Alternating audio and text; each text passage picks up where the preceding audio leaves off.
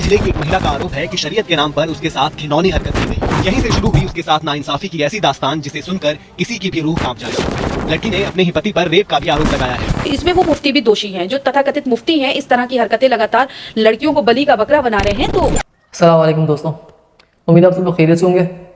हलाला के बारे में एक वीडियो सामने आई को जो कुछ टाइम पहले का एक केस है, जो कि बहुत ही दिल दहलाने वाला केस है। और आजकल के मुसलमान बहुत ही इस चीज़ से फ़ायदा उठाते हैं और हिंदुस्तान में रहकर, हिंदू माशरे में रहकर, हिंदू कल्चर में रहकर ये कुछ मुसलमान भी होते हैं जो कि अपने मुस्लिम कम्युनिटी को बदनाम करने के चक्कर में होते हैं।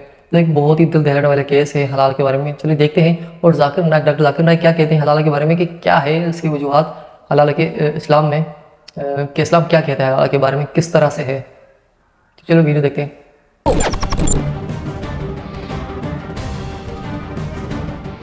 बरेली में निकाह हलाला का एक ऐसा मामला सामने आया है कि जिससे इंसानियत भी शर्मसार हो जाए। संभल जिले की एक महिला का आरोप है कि शरीयत के नाम पर उसके साथ घिनौनी हरकत की गई। इस लड़की का आरोप है कि उसके निकाह के 3 महीने भी पूरे नहीं हुए थे जब उसके पति ने उसे मार पीट कर घर से बाहर निकाल दिया। इसके बाद उसे 3 तलाक दे दिया गया।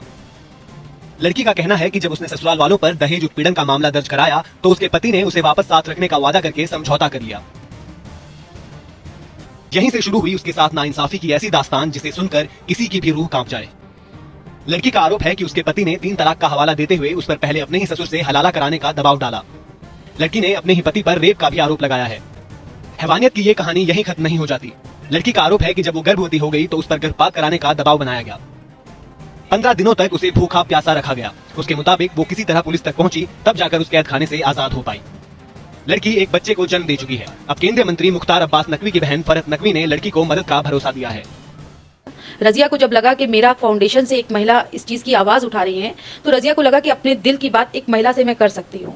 तो रजिया मुश्तक आई। रजिया ने रोके मुझे अपनी पूरी दर्द भरी दास्तां सुनाई। तो रजिया का हम पूरी तरह से सपोर्ट करेंगे। हलाला पे हम FIR दर्ज करवाएंगे, इसके ससुर और पति के खिलाफ, पूरे ससुराल वालों के खिलाफ। और परसों हम अल्पसंख्यक आयोग 8 अगस्त को रजिया को लेके जाएंगे। मौलवियों ने जब रजिया हाँ नहीं कर रही थी ससुर से निकाह में, तो उन मौलवियों ने प्रेशर डाला कि अगर तुम्हें अपने पहले पति के पास जाना है तो तुम्हें हाँ करनी होगी। तो इसमें वो मुफ्ती भी दोषी हैं, जो तथाकथित मुफ्ती हैं। इस तरह की हरकतें लगातार लड़कियों को बलि का बकरा बना रहे हैं। तो उन लोगों के खिलाफ जरूर इसकी FIR दर्ज होगी और इसमें हम रजिया को लेकर सुप्रीम कोर्ट तक जाएंगे और याचिका दायर करवाएंगे। Assalamu alaikum. My name is Dipon Chakravarti and I am a student as well. I am pursuing graduation and I also work in a call center. And my question is, why is it important for a woman to marry a third party if she wants to go back to her first husband after her first husband has given her talaq? भाई साहब का सवाल था कि जरूरी क्यों है कि अगर एक औरत अपने शोहर के साथ तलाक हो जाता है तो उसे दूसरे से, थर्ड पार्टी से शादी करना जरूरी क्यों है पहले शोहर से वापस करने के लिए? ये सवाल है। सवाल अभी दोहरा जवाब दे रहा हूं मैं। ये लोगों को गलतफहमी है कि अगर मियाँ बीवी का तलाक होता है और अगर वो फिर से शादी करना चाहते हैं, ये गलतफहमी है लोगों की कि उसको तीसरे से शादी करना फर्ज है। कुरान में साफ तौर पे लिखा हुआ है, सूरह बकरा में सूरह नंबर 2 आयत नंबर 228 से लेकर 242 तक तलाक का पूरा डिटेल दिया गया है, किस तरीके से तलाक दिया जाता है। पहले मैंने कहा था कि आपस में समझौता होना चाहिए, नहीं होता है तो गेट एन आर्बिटर, एक बड़े को बुलाओ, शोहर की तरफ से बीवी की तरफ से समझौता करो। नहीं होता है तो तलाक बोलने के बाद इद्दत के 3 माह है। कुरान में लिखा सूरह बकरा सूरह नंबर 2 आयत नंबर 228 के 3 माह, 3 महीने, 3 menstrual cycle is the period of इद्दत। 3 महीने के बाद द डिवोर्स इज कंप्लीटेड। लेकिन 3 महीने के दरमियान अगर मियाँ बीवी वापस में रुजू होना चाहते तो हो सकते, तलाक नहीं होता है।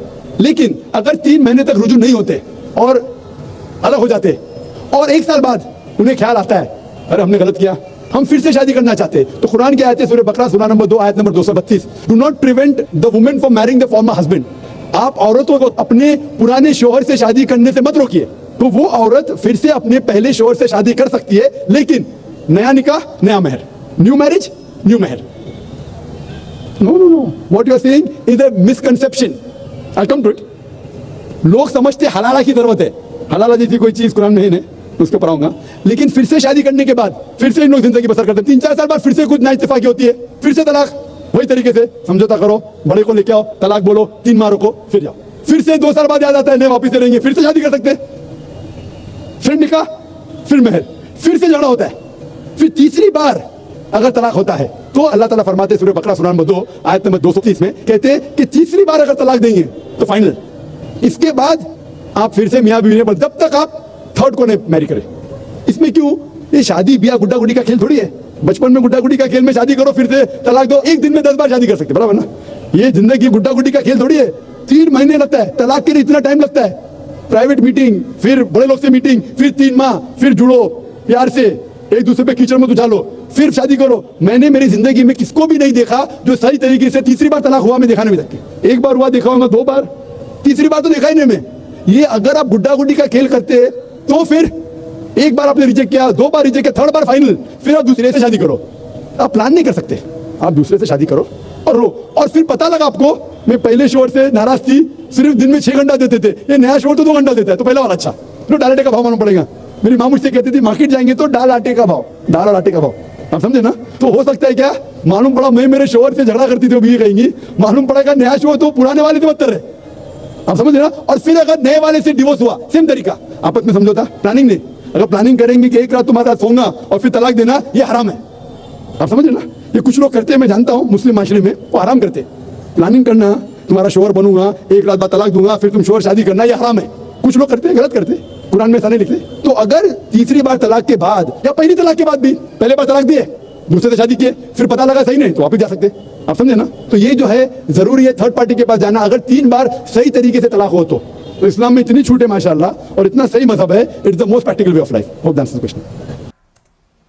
तो आप लोगों ने देखा कि हलाला एक लास्ट स्टेज इतनी डिले देने के बाद, क्योंकि शादी ब्याह एक गुड्डी का खेल नहीं है जैसे डॉक्टर जाकिर नाइक ने कहा, तो इतनी ढील देने के बाद इतना सब कुछ बीच में है, वो सारे स्टेजेस होते हैं, उसके बाद हलाला क्या जो है ना कहा गया है। और वो भी इस तरह से नहीं, कंडीशंस हैं कि आप कोई प्लानिंग नहीं कर सकते कि भाई अब शादी करके फिर तलाक दो और फिर मेरे पास आ जाओ, ये कोई भी इसको हराम कहा गया है और ये गलत है। जो भी मुफ्ती इसमें बीच में ऐसी फतवा देते हैं तो वो बिल्कुल गलत है। तो ये असल मुसलमानियत ये है, असल दीन ये है। जो भी इस तरह से मुसलमान करता है वो गलत है, आप उनको सजा दीजिए कि हमारा दीन नहीं है, हमारा इस्लाम नहीं है, इस तरह से हमारा इस्लाम नहीं सिखाता, बिल्कुल नहीं सिखाता। क्योंकि एक मुसलमान की वजह से सारा जो है ना इस्लाम हमारा गलत कहते हैं, सारे इस्लाम को गलत कहते हैं। तो ये कुछ मुसलमान होते हैं हमारे मुसलमान कम्युनिटी को भी ख़राब करते हैं।